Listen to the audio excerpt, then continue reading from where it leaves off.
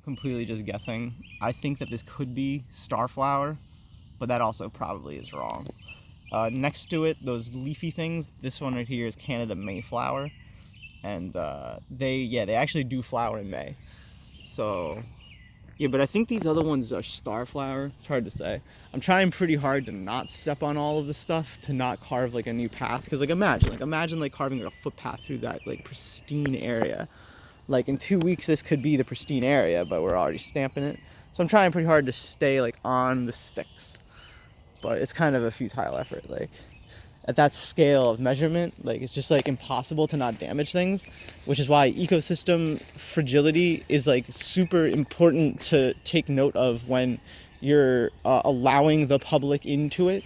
So for like an example of this, like I mean it doesn't matter here obviously, but like in the national parks, like if you're gonna let people have dogs, you better damn well enforce the dogs on a leash thing, because if the dog's off a leash, the dog's off the path, and if the dog's off the path, you can be damn sure that the kids are off the path, and if the kids are following the dog, and the adults are following the kids, and eventually you have a whole family off the path.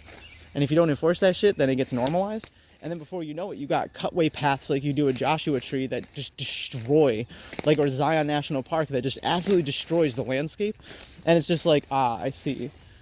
We may as well throw soda bottles out here while we're at it. And so actually, we do that too.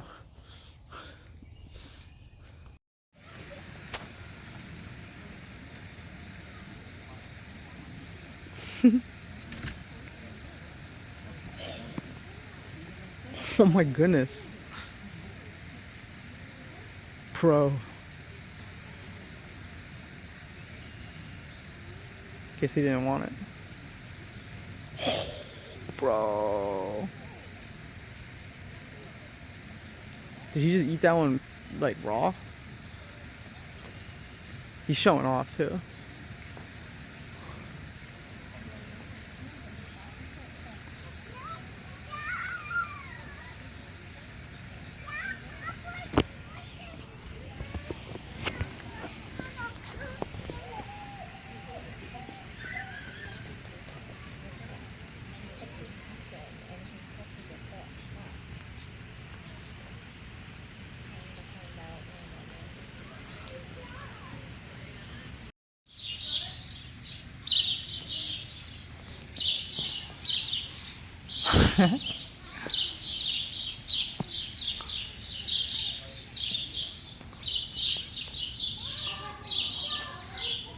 Darn sure that this is Canada Mayflower.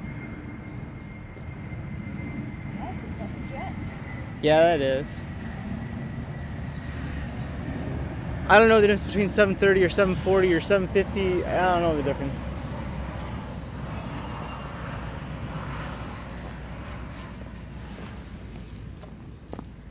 Do you want? How much time do you want to leave back at the house before you leave? Or how much time is it gonna take you to get like ready and stuff? I'm basically ready now. I just need to eat. You need to eat. Yeah. Okay. Okay. Yeah, we'll get back. All right, I'll plan us a walk then. Thanks. This is Canada Mayflower. We think. I'm not actually 100% sure. But I'm pretty darn sure that all this, every single one of these little teeny little leaves, I love them. We've been crushing a ton of them as we walk. It's Canada Mayflower. I think this one may be a little different. Double checked, and I'm glad I did, because this is definitely not catnip. And at the last moment, I said it could be a nettle, and it is in fact a nettle. This is what was it, dead nettle something? Yeah. Dead something nettle. And you see how there's this square stem right here? That is super indicative of nettles. But also, I think mint. Are mint and nettle in the same family? I mean, they kind of have similar leaves. They probably aren't. I'm gonna look it up though. Actually getting kind of smart at this. Oh my god, that just fell. I didn't touch that. Oh. So, wow, that's actually pretty cool in there. So it is actually part of the mint family. The dead nettles are part of the mint family. Oh, another one just fell. Ooh. It's because you sneezed. Very delicate little flower. Very delicate. It's in the IRL. But yeah, this is in the mint family. And you can kind of look at it. I'm going to eat the leaf and see what happens. They call it dead head or dead something. It has the word dead in it, but I'm still going to try to chew it. What if I die, though? Probably I won't, though. Oh, yeah. Oh, minty? Yeah, it is, actually. Oh, I will take a leaf. It's not good. and I wouldn't swallow it, but it has like, oh my goodness. Hi.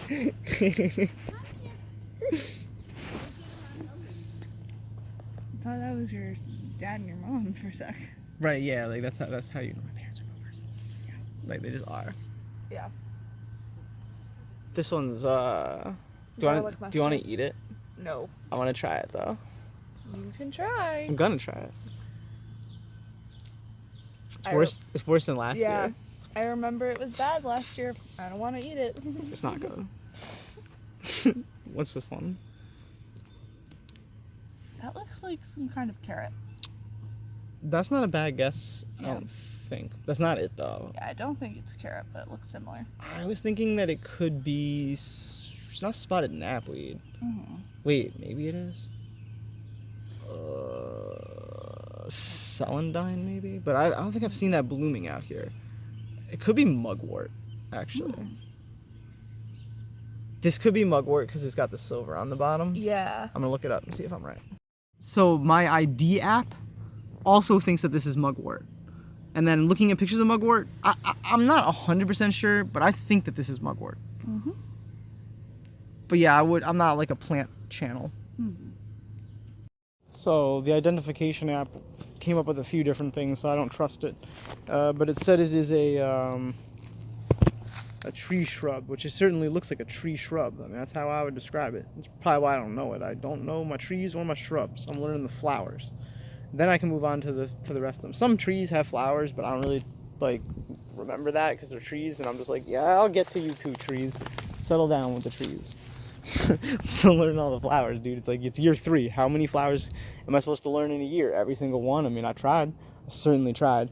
But every single year I find out that there's new flowers, and I also realize that I misidentify some flowers, and I realize that some of the broader categories have smaller categories, so I have to like learn all those. It's like every single Pokemon has 4 move slots, 2 slots for possible abilities, usually one of them, some of them, and here's the thing, you have to memorize this too, that some of them are just completely non-viable. You know, sometimes they have actually a third ability called a hidden ability, and that ability is better, and you have to remember which ones have the hidden ability, and if the hidden ability is better competitively. And if I can remember all this about competitive Pokemon, then I can remember it about plants. You watch how good I am at Magic the Gathering. You watch how good anyone is at Magic the Gathering, and you can test that person for like aptitude for like high qualification candidates. Like that's what I want to make a job out of. Like, you send me your resume, I legitimately cannot promise that I can get you a job or get you hired, because everyone wants a job and everyone gets hired. But I promise you that I have a better testing method for businesses that if they want to run their own tests on top of my tests, then I can eliminate so many different people. Like, as a process of elimination is not even really what it's about, because it's kind of like a shit way to, I mean, it's sometimes required, like requisite, necessary to eliminate people from your candidacy process, you know, selection. But I think something like Magic the Gathering as like a pool, I think Yu-Gi-Oh is also like, do you have any experience with Yu-Gi-Oh or Magic the Gathering? As like questions on like a law firm, for example, hiring processes, like that's a really, really good thing to know, because it proves, first of all, a writing sample if they say yes, because then you ask, please elaborate with as detailed a writing sample as possible, right? Like that's a pretty you know, intense request for someone who's just trying to like become a good candidate and get through the selection process. But then there also has to be about 100 other processes. For example, like, do you have any like mathematics? Like, and if someone says, yes, I used to work for NASA, like that's a great candidate. How do they then, if they don't have good social skills, adapt to a new and evolving social climate, even if it's just the equivalent of trying to get a job, you know, or get headhunted? And the answer is that they have to go through a hiring agency and a hiring manager, and that hiring manager has to be every bit as competent as the lawyers that they're going to have to support the contracting hire at the level of like the highest level of government echelon, where they basically groom for persons. Like, I don't think that I'll get that high in the selection process, being as unfocused as and unscientific as I am. But I'll tell you that I can definitely put together at least an oddball ragtag autistic hiring pool. Like, have you ever thought of hiring an autistic candidate? Like, some of them are brilliant and you can exploit them. Like, these people aren't desperate for jobs. Like, we don't want desperation. And if you don't want to be desperate, then you have to pay us $40 as a service. That's how I make my money, right? It's like a pay-to-use subscription service, like a dating service, but for your job resume. And trust me, you're going to want to be on my page. Because first of all, the reach, it's not about how many people see us. It's that it gets across the right desks to the right people in the right ways, in the right times. And a lot of people just, they waste $40 on me. That's the thing. It's like, what can I tell you? Like, I'm trying to find the best. And it's kind of like, if you want to be the best, if you like, do you think you're a Navy SEAL? Like, you don't look like a Navy SEAL. So like, where are you in the realistic qualification, even among other autistics? Like, there's a disability pity hire, and that's not what I'm offering. I'm offering great candidates who have absolutely no social skills, who have like the inability maybe perhaps even to verbalize. Like, if that dude is a genius in mathematics and he knows of my existence because he watches my TikTok, that's lit. Because then I make $40. That's why I'm going to try to sell you my service. And also, you should sell me your soul. Thanks for joining, guys. For those who don't know, we're a show where the host, me, hi, has no idea what they're talking about. Like, I just run my mouth because I love the sound of myself talking. People like me are dangerous. We really are. Like, you know, like when you see like people criticizing other people in the comment sections and they're like, all this different stuff about like we all hate you for all those different reasons. I'm all of those reasons and more. Like, I'm actually, and I truly believe this about myself, I really believe that around at least other normies or even other like wider populaces of persons, as like a broad category, I am insufferable. I do the most annoying things at every given moment. And it's not even to try to be edgy, it's just because like compared to what people think is not annoying, like I have at least like 50 different characteristics and traits of my personality and behavior that I promise you, if you ask the average normie, like, is this an annoying trait? Like chewing with your mouth open, yes or no? Or like rate it from 0 to 5, how annoying it is. Like for me, it's like 5. Shut your fucking mouth, that's gross. It's like, how rude is it if someone walks in with shoes on? Like, rude or not rude at all? You could even ask for like a third answer to see who the edge balls are, to see who's gonna go against the binary at the first given opportunity. Like, you get actually, you'll get less points on my online test if you break the binary. We're only gonna offer male and female like entry things that you have to click. There will be no third option. It will say this. It'll have an asterisk and it'll say, please leave a description at the bottom of the page if you would like to be excluded from the binary. And then they'll have to feel like the special little snowflakes that they are, trying to escape our tyranny. Because they deserve it. They deserve to be binary gender. If you have a womb, then you could, this is a strawberry. So it's interesting because I was looking at this and I was like, that's the wrong flower. This has a yellow flower. It does not look like this. This is dandelion. But this is strawberry. I have a strawberry on my foot. That's how you can ID me in the morgue when I die. You'll know it's me. I don't think I've ever, like, knowingly doesn't matter, but to my knowledge, I don't think I've ever committed any, like, criminal offenses here. Like, they couldn't come and, like, arrest me, you know? Like, not as far as I know. I don't know. The closest I can think of is when I, like, spit, and it's usually only into the, like, river. It's definitely never onto headstones or anything like that. I show, you know, I mean, I don't, it's not, here's the thing. I don't necessarily show the power structure that created this place a whole lot of respect while I'm here, but that's not my prerogative to. And they're well within their rights to literally trespass me, right? Like, the hierarchy of this place, not the police. But the police couldn't come and be like, well, you said the F word on someone's grave. That's profanity. That's profane against God, and it's a hate speech crime, and yada, yada, yada. Like, it'd be different. Like, it's like, you know, like urinating, for example. I would never do this. But, like, you know, I think it's like I'm guessing a specific crime to, like, do it onto the headstones. Like, I wouldn't, and I don't do this. I wouldn't come to a Jewish cemetery and pee on that thing. Like, no one would do that. Like, well, I mean, there's definitely people who would do that, but, like, they're criminals, and we hear about it in the news, right? Like, I don't think anything I've ever done here even rises even close to, because, like, that's, with the exception of smoking marijuana before it was literally legal to do so here, you know, and I could be trespassed here.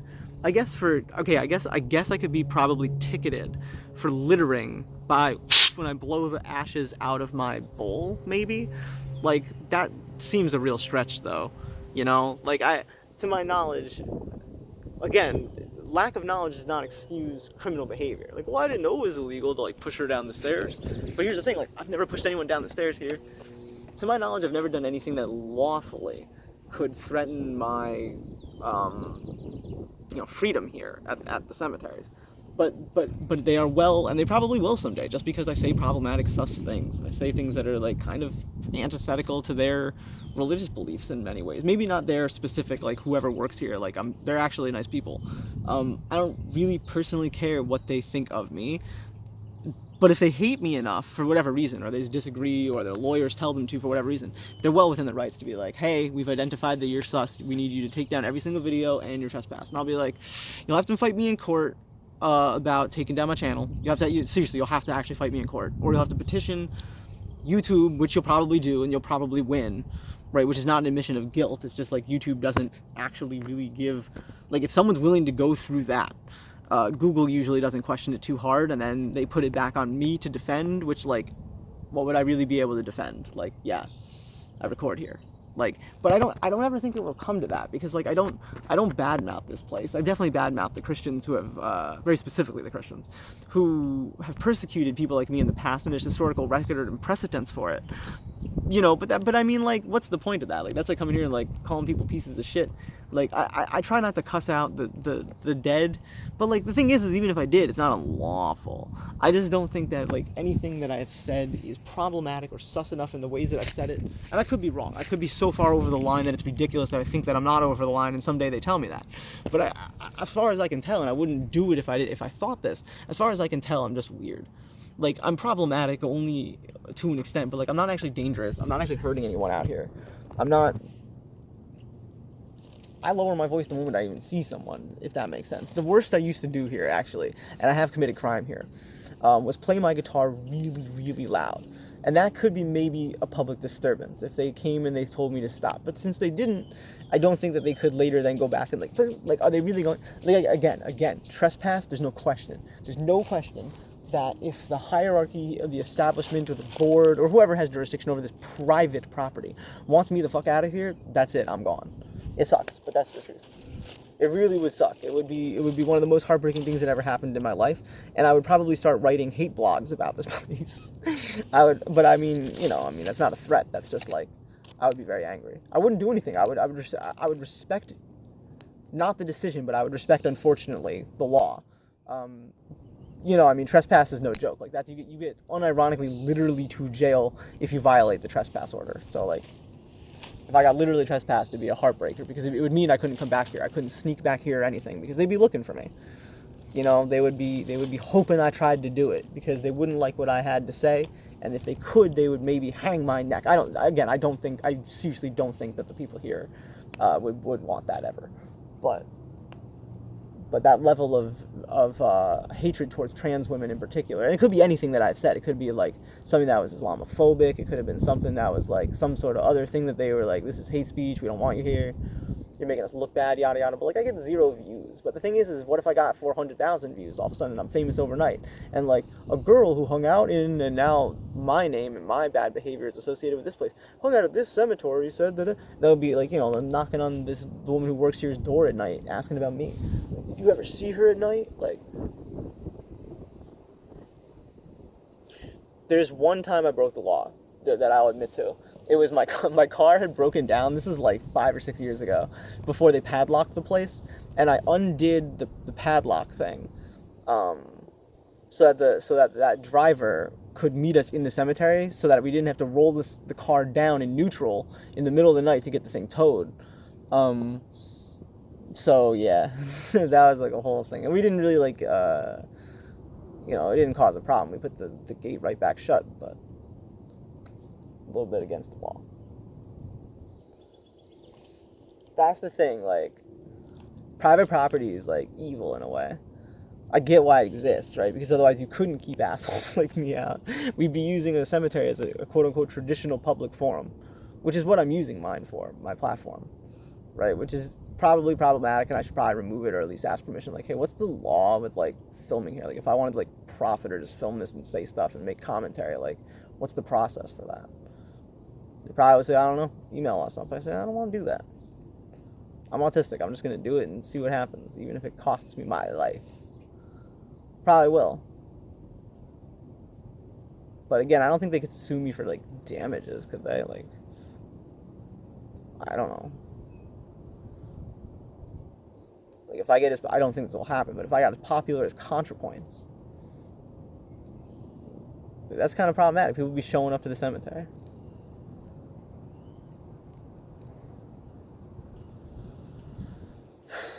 It's a lot to think about, you know?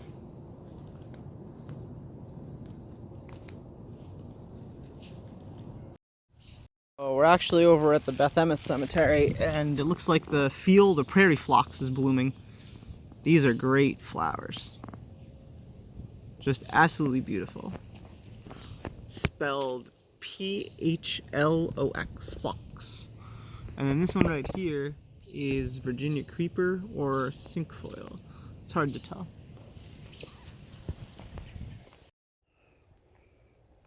So I've been thinking a lot more about like release forms and stuff like that, and I've come to the conclusion that like I should have already had one. I just didn't really think about it because like I've just been like a kid, you know. Like I mean, I'm definitely not a kid, but the behavior has been similar. Like I'm just doing it kind of like as a thing that I'm just kind of doing for fun. It's been a hobby.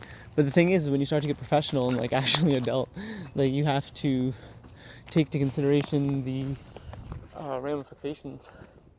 Is that like a hearse car? No.